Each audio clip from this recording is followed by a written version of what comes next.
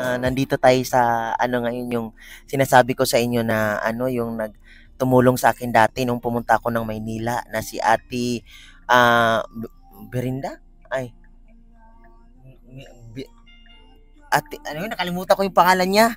Wait lang guys, nakalimutan ko yung pangalan niya. Wait lang, nandito na siya oh. Busy. I-ano mo siya. Ayan oh. Ayan guys oh. Yan yung taong tumulong sa akin guys. Ayan si Ate. Si Kuya din kasi ano, ayan si ate, ayan, ayan yun ang ano sa sako, guys. Ayan, ayan. Yan yun si ate, guys. Hindi niya alam na nandito ako sa harapan nila, guys. Ayan. Excited ako. Ayan, guys. Yan si ate. Yan si ate. Yan yung tumutulong sa akin. Ayan, lalabas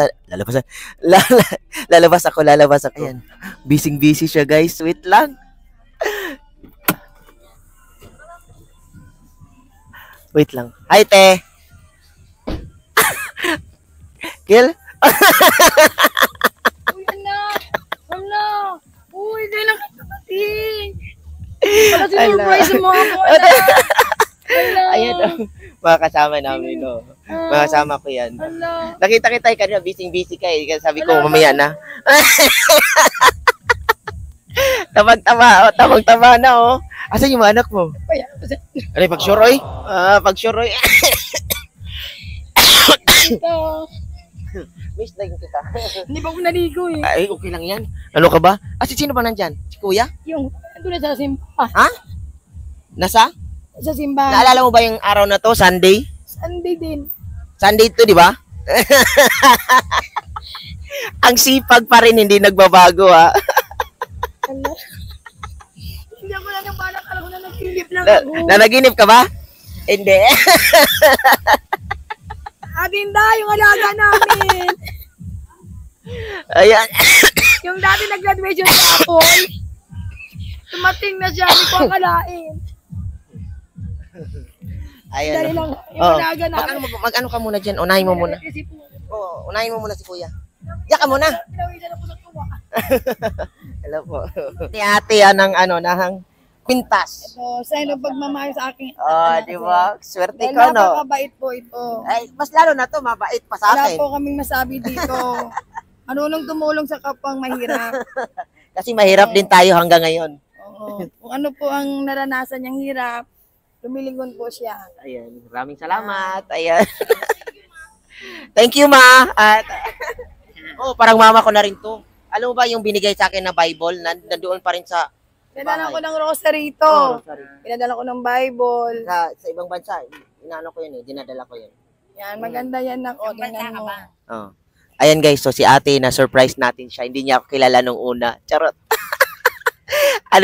Parang siya, ganun yung mukha niya eh. Ganun din yung dati, nung sinurprise ko yan, yung mukha niya, sino ka ba? Nagtatanong siya. Pero yung bahay niya, ito yun oh. Dito pa rin siya nagtinda, ayan, masipag yan. Mahal na mahal ko yan. Kasi napakabait yan. Kung wala yan siya dati, ay naku, baka baliw na ako sa kalsada. Dahil sa tulong nito, kaya ang buhay natin ngayon ay medyo umaangat-angat. Kaya bumabawi na lang tayo. Charot. Alam ko to, napakabait ng anak ko. Ayan o. Love you, baby. Habang buhay ko ito dadalhin. Ako sa excited na surprise. Umiyak ka naman. Iyakin talaga ako eh. Huwag ka umiyak dyan. Surprise ako. Surprise ka? Napakabait, patulungin na bata. Hindi niya kami laging nakakalimutan. Kung may problema, konting lang. Mag-sure, oy. Ka dyan, Nay. Ayan.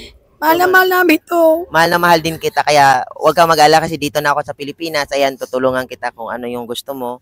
Ayan, maraming salamat. Kasi tinaguyod mo yung family mo kahit gaano kahirap, di ba? Kahit mahirap dati, pero ngayon, mahal na mahal pa rin kita. Anak, mag-ingat ka palagi, anak. Nandito lang kami. Huwag ka na umiyak. Mahal na mahal kita eh. Ikaw na yung mother ko eh. Wala kasi kami anak na pangalan Ubo ko talaga. Babae, lalaki. Kaya siyang tunay ng pinalo naming panganay na anak. Pangatlong anak namin to. Panganay. Pangalawa ko babae. Batang-bata pa yung mga anak niya. Ngayon, graduate na. Di ba? Ang sipag niya. So, guys, ayan, hindi ako hinto sa pagtulong ng iba kasi nga, ako rin ay tinutulungan nila ni ate dati. So, ngayon, ibabawi ko na lang sa iba. Ha? So, sa ate, of course, tutulungan ko rin yan. So, maraming salamat. Bye-bye.